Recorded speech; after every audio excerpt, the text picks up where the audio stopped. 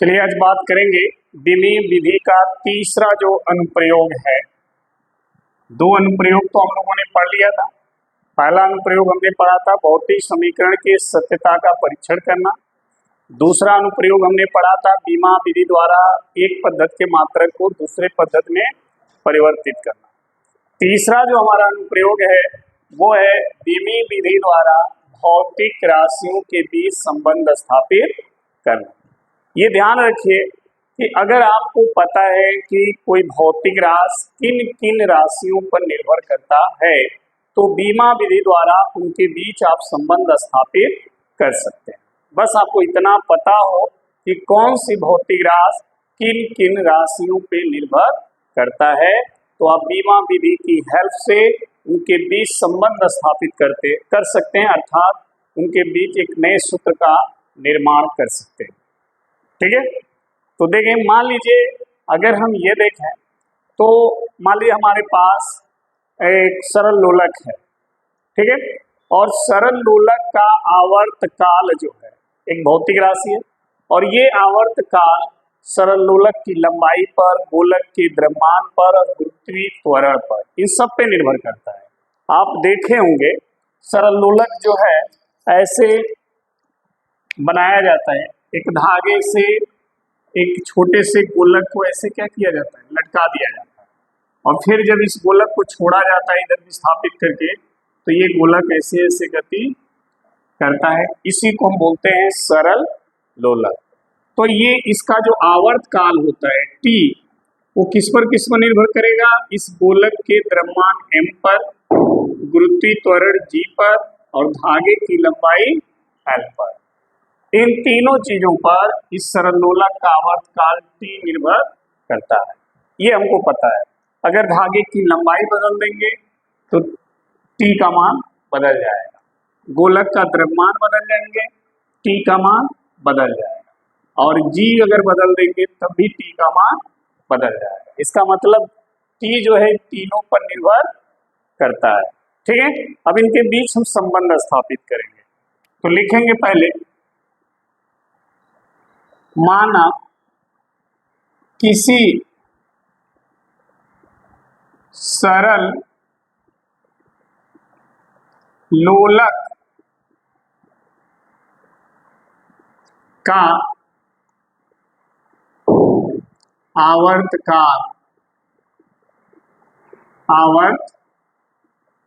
काल कौन t, ठीक है, आवर्त काल किससे प्रदर्शित करते हैं, t से। तो माना किसी सरल लोलक का आवर्त काल t लोलक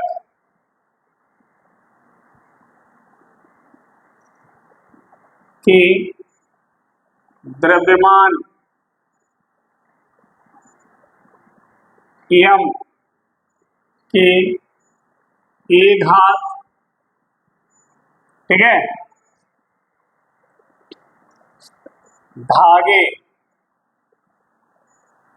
धागे की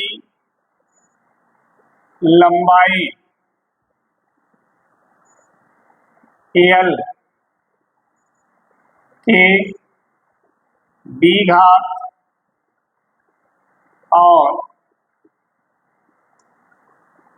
और गुरुत्वीय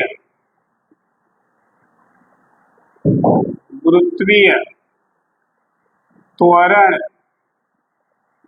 g के c घात पर निर्भर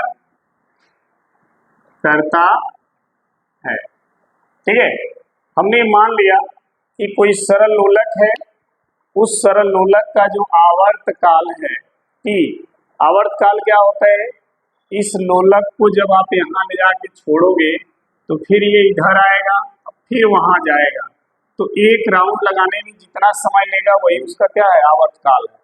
तो वो समय जो है, वो आवर्त काल जो है इस लोलक के द्रव्यमान m के a घात पे, धागे की लंबाई l के b घात पे और गुरुत्वीय त्वरण g के c घात पे निर्भर कर रहा है। तो जब निर्भर कर रहा है तो क्या हो जाएगा, t समानुपाती m द्रव्यमान के a घात, लंबाई के b घात और गुरुत्वीय त्वरण जी के सी घात हो जाएगा। देखो टी बराबर बराबर लगा के यहाँ नियतांक लगा दिया हमने, तो क्या हो जाएगा m पे a घात l पे b घात g पे, और ये हो गया समीकरण 1। ठीक है, अब ध्यान देना k जो है k ये क्या है, विमाहीन राशि है। ठीक है, इसमें k अनुक्रमानुपाती क्या है, नियतांक, जहां k क्या है, अनुक्रमानुपाती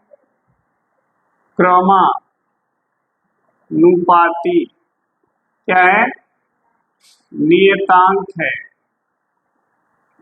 ठीक है, जो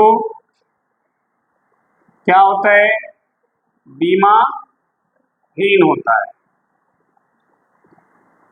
समझ में आया, यानी इसका बीमा नहीं होगा, तो बचेगा कौन, टी बराबर के M power A L power B G power C, यही ना। समीकरण 1 में दोनों तरफ का बीमा क्या करेंगे, लिखेंगे। समीकरण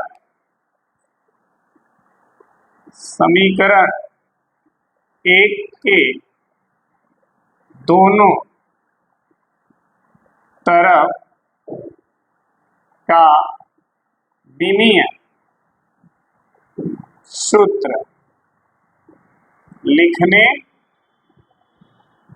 पर, दोनों तरफ का विमीय सूत्र हम क्या करेंगे, लिखेंगे। तो ध्यान देना, इधर क्या है, टी है, तो इसका मतलब इधर m क्या होगा, 0 होगा, l क्या होगा, केवल t होगा। सही है, यही ना होगा, m पे 0 का मतलब 1, l पे 0 का मतलब 1, 1 गुणे 1, 1 का t में गुणा t, ये वही होगा। इधर देख, k तो विमाहीन हो गया, बचा m, m क्या है, द्रव्यमान, और द्रव्यमान का बीमा क्या है, वो m पावर a हो गया। ठीक, l क्या है, लंबाई, l पावर, और ये गुरुत्वीय त्वरण क्या होता है, l t पे माइनस पावर c हो जाएगा। सही है, अब देखो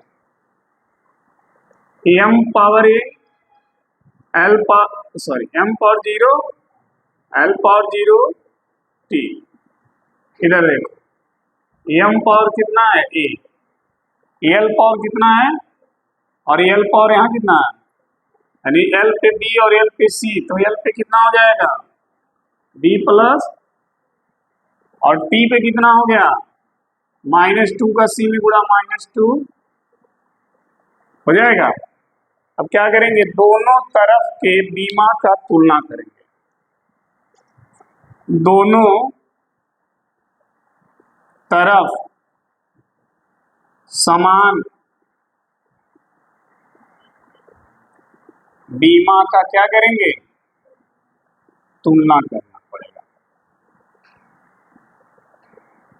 करने पर जब तुलना करेंगे तो देखना ध्यान से, इधर m पे घात कितना है और इधर m पे कितना है, इसका मतलब a का मान कितना है, सही है। इधर l पे कितना है, b प्लस c, इधर l पे कितना है, इधर देखो इधर t पे कितना है और इधर t पे कितना है।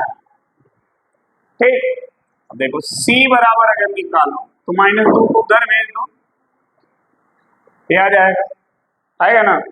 अब देखो c का मान -1/2 यहाँ रख दो,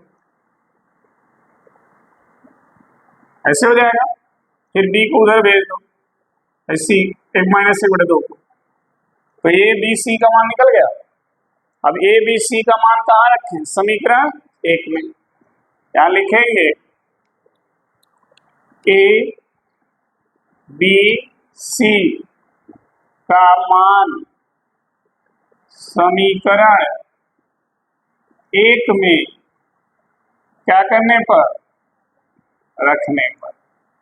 तो जब समीकरण 1 में a b c का मान रखोगे, एक समीकरण 1 में a b c का मान यहाँ रख दो, तो क्या मिलेगा आपको, ध्यान देना, t बराबर के एम, एम का पावर ए है और ए का मान क्या है 0। फिर एल का पावर क्या है बी और बी का मान 1 बटा, फिर जी, जी का पावर सी और सी का मान माइनस, सही है। देखो m का पावर 0 मतलब एक लिखा नहीं जाएगा, के बचा। l का पावर 1 बटा, इस g को नीचे लाओगे तो इसका भी पावर क्या हो जाएगा प्लस हो जाएगा है। अच्छा, t बराबर के, दोनों पर 1/2 है तो दोनों को एक ब्रैकेट में लिख करके पूरे पे 1/2 लिखना हो सकता है। अच्छा, t बराबर के 1/2 का मतलब क्या होता है करड़ी, इसका मतलब इसको हम करड़ी में भी लिख सकते हैं L/G। तो t बराबर के रूट L/G। SI पद्धति में, SI जो पद्धति होता है ना, उस पद्धति में k का जो मान होता है वो 2π क्या होता है बराबर, k का मान किसके बराबर होता है, तो इसके जगह हम क्या रख दें, हो जाएगा 2π रूट L/, यही हो गया सरल लोलक के आवर्तकाल का सूत्र। ठीक है, यही सरल लोलक के आवर्तकाल का सूत्र बन गया। तो देखो बीमा विधि द्वारा हमने सूत्र का भी निर्माण कर दिया। बस इतना पता हो कि भौतिक जो राशि है वो किन किन राशियों पे निर्भर करता है। ये भी ध्यान रखना है कि अगर कोई भौतिक राशि निर्भर कर रहा है तो वो राशि 3 से अधिक ना हो। 3 राशि अगर अधिक होगा तो बीमीय विधि द्वारा उनके बीच संबंध नहीं स्थापित कर पाएंगे। कितनी राशि होना चाहिए 3, ठीक है, 3 से ज्यादा नहीं होनी चाहिए। देखो 3 से ज्यादा कहाँ है, टी किस पे निर्भर करेगा, द्रव्यमान पर या एक राशि, लंबाई दूसरी राशि और गुरुत्वीय त्वरण 3 से ज्यादा नहीं होना चाहिए, नहीं तो फिर आप बीमा विधि द्वारा उनके बीच संबंध नहीं स्थापित कर पाएंगे। ठीक है, तो ये ध्यान रखिएगा। बीमीय विधि का एक तीसरा अनुप्रयोग है जिसमें कहा गया है कि बीमीय विधि द्वारा भौतिक राशियों के बीच संबंध स्थापित करना। तो संबंध स्थापित करने के लिए ये जानना जरूरी है कि कौन कौन सी भौतिक राशि किस राशि में निर्भर है। ठीक है, बिना निर्भर हुए हम नहीं उनके बीच संबंध स्थापित कर पाएंगे।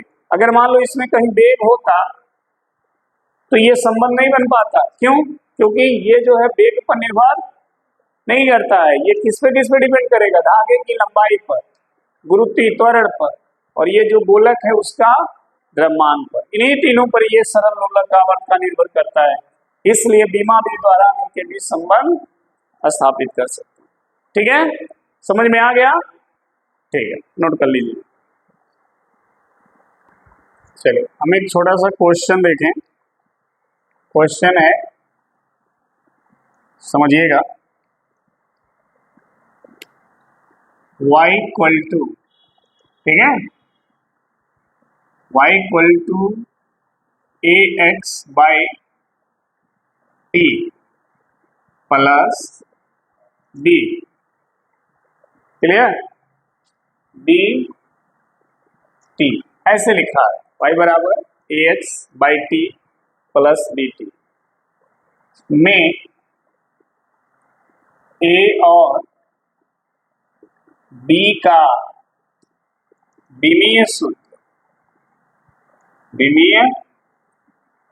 सूत्र ज्ञात कीजिए। ठीक है, जबकि x y क्या है, विस्थापन तथा t क्या है, समय, t समय। ठीक है, ये प्रश्न हमारे पास y बराबर इतना दिया है, इसमें a और b का विमीय सूत्र ज्ञात करना है, जबकि x y विस्थापन और t क्या है, समय। जब भी आप इसको सॉल्व करोगे तो समीकरण पहले यहां लिख लो। समीकरण जो है वो क्या है देखना, समीकरण है y equal to A X by T plus B, और आप पढ़े होंगे समघातता का सिद्धांत में कि समान अगर कोई समीकरण है तो उसके भौतिक समीकरण है तो उसके हर पद का बीमीय सूत्र क्या होता है? समान होता है। या हम ये कहें कि समान बीमा वाले को एक दूसरे के साथ जोड़ा या घटाया, यही है ना। इसका मतलब कि जो बीमीय सूत्र y का है वही बीमीय सूत्र a by x into A X by T का होगा, और वही बीमीय सूत्र बी टी का भी होगा। ठीक है, तीनों के बीमीय सूत्र क्या होंगे? बराबर होंगे। तो लिखेंगे समघातता के सिद्धांत से, ठीक है, क्या y का बीमीय सूत्र बराबर ए एक्स बाई टी का क्या बीमीय सूत्र। समघातता का यही मतलब है ना। अब देखो y विस्थापन है, y क्या है? विस्थापन, और विस्थापन का बीमीय सूत्र L। इधर आ जाओ, a x विस्थापन है तो L हो जाएगा, और t क्या है? टाइम, तो टाइम का क्या होता है? t। समझ में आ गई बात? अब देखो इसका आप इधर ऐसे गुणा कर दो, तो क्या आएगा? एल टी बराबर ए एल, एल को इधर भेज दो तो ए बराबर क्या आएगा? एल टी बटे एल, एल से एल, तो ए का बीमीय सूत्र क्या आया? समझ में आ गया? ए का बीमीय सूत्र टी हो गया। फिर देखिए बी का भी निकालना है, तो क्या करेंगे? फिर लिखेंगे y का क्या बीमीय बराबर dt का क्या बीमीय सूत्र। तो y क्या है यार? y विस्थापन है ना, तो विस्थापन के लिए क्या लिखते हैं? L, और यहाँ b और t टाइम है, तो क्या हो गया? t को इधर भेजोगे तो b बराबर हो जाएगा L बाई, ऐसे होगा, t ऊपर जाएगा, क्या आएगा? यानी b का बीमीय सूत्र L t पे माइनस, और a का बीमीय सूत्र निकल गया। समझ में आ रहा है ना? तो इस तरह के समीकरण भी मिलेंगे जिसका बीमीय सूत्र आपको ज्ञात करना होगा। ठीक है, तो नोट कर लीजिए। मान लो हमारे पास अगला क्वेश्चन ऐसा है, ये क्वेश्चन है हमारे पास, क्वेश्चन है y इक्वल टू, ठीक है, a minus x by T, ठीक, में a का क्या निकालिए? बीमीय सूत्र ज्ञात कीजिए। ठीक है, जबकि एक्स वाई क्या है? विस्थापन, तथा टी क्या है? समय है। ऐसा प्रश्न, ठीक। y बराबर a minus X Y T में a का बीमीय सूत्र ज्ञात कीजिए, जबकि एक्स वाई क्या है? तो जब इसको आप हल करोगे तो देखो सॉल्यूशन इसका क्या करोगे? जो समीकरण दिया उसको लिखो ऐसे, हो गया। अच्छा देखो मैथ में आपको पता है जो नीचे बटा है ना वो दोनों का बटा है, तो क्या लिखोगे? a by T minus X Y, हमको केवल a का बीमा चाहिए, इसका मतलब जो बीमा इस पूरे पद का है ना वही बीमा y का भी होगा। समघातता का सिद्धांत यही कहता है ना, समघातता के सिद्धांत से अगर देखें तो क्या मिलेगा, y का विमीय सूत्र बराबर a/t का क्या विमीय सूत्र। तो y क्या है, विस्थापन है, और विस्थापन का विमीय सूत्र L। a t क्या है, टाइम, टाइम का क्या होता है t, इधर गुणा कर दो तो a का विमीय सूत्र क्या आएगा, ये आएगा ना LT, यही आंसर हो जाएगा। ठीक है, केवल a का बीमा निकालना था, a का बीमा निकल गया। तो आई होप समझ में आ गया होगा। ठीक है, फिर कल मिलेंगे इसके आगे, तब तक के लिए धन्यवाद।